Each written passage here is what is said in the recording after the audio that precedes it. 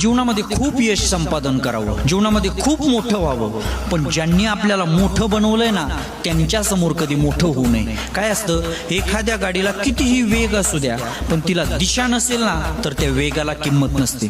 तसं आपल्या ठिकाणी किती गुण आहेत याला किंमत नाही, योग्य वेळी आपल्याला मार्ग दाखवलाय ना त्याला किंमत आहे. तुकोबाराय सांगतात, आपली ऊर्जा आहे ना नीच लोकांना उत्तर देण्यासाठी कधीच खर्च करायची नाही, कारण त्यांना उत्तर देण्यासाठी आपल्याला त्यांच्या पातळीवरती उतरावं लागतं.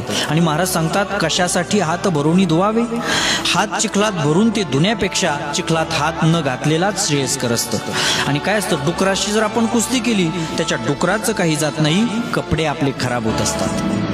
शास्त्रामध्ये दिव्याला नमस्कार करण्याचा विधी सांगितलेला आहे. का सांगितलेला आहे, कारण दिवा अंधकार नष्ट करून प्रकाश देतो आणि तो दुसऱ्यासाठी जळतो, दुसऱ्यावर जळत नाही.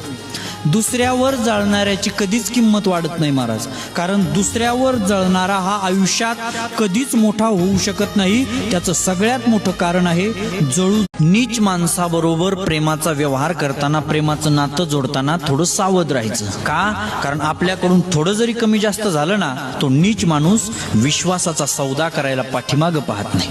महाराज, जिथं खरं प्रेम असतं ना तिथं त्या ठिकाणी चुका महत्वाच्या नसतात, प्रेम महत्वाचं असतं. ज्ञानोबाराय सांगतात, प्रियाच्या ठाई सन्मान, प्रिय न पाहे.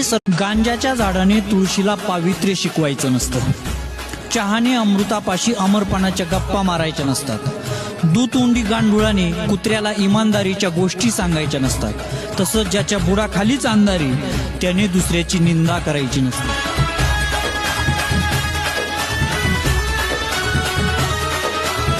जीवनामध्ये सुखी राहायचं असेल ना, एक साधा नियम पाळायचा. जी माणसं आपल्या तत्वात बसत नाहीत ना त्यांचा विचार करायचा नाही. पतंजली योग सूत्रामध्ये सांगतात, अपुण्या उपेक्षानाम भावना तच्चित्त प्रसादनम. तत्वात न बसणाऱ्याची उपेक्षा केली तरच आपण सुखी राहतो. तुकोबाराय सांगतात, नये उभे राहो कसमळापाशी, भुंकतील तैसी टाकाविती. दुसऱ्याची निंदा करणारी लोक, दुसऱ्याची मापं काढणारी लोक स्वतःच्या बुडाखाली किती अंधारे हे कधी पाहतच नाहीत. महाराज, एक सांगू, गटाराने गंगेला पावित्र्य शिकवायचं नसतं. दुसऱ्याला दोष देण्या अगोदर, दुसऱ्याला नावं ठेवण्या अगोदर आपण किती गुणाचे आहोत हे अगोदर पाहायचं असतं.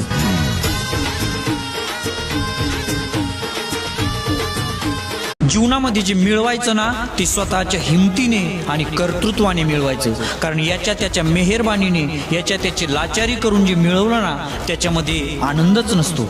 सिंह जो असतो ना तो राजा बनतो, पण आयतं सिंहासन बळकून आयत्या पिठावर रेघा ओढणारा तो राजा नसतो. स्वतःच्या कर्तृत्वाने, स्वतःच्या पुरुषार्थाने तो राजा बनलेला असतो.